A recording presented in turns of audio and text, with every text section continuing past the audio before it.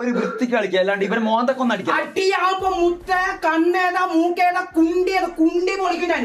എന്നാ പിന്നെ ഞാൻ അവസാനം ഇറങ്ങും. പോണ്ട മമ്മു അറിയാൻ മൊത്തം കുണ്ടി പൊളിയെ കരിമ്പൊളിയേ.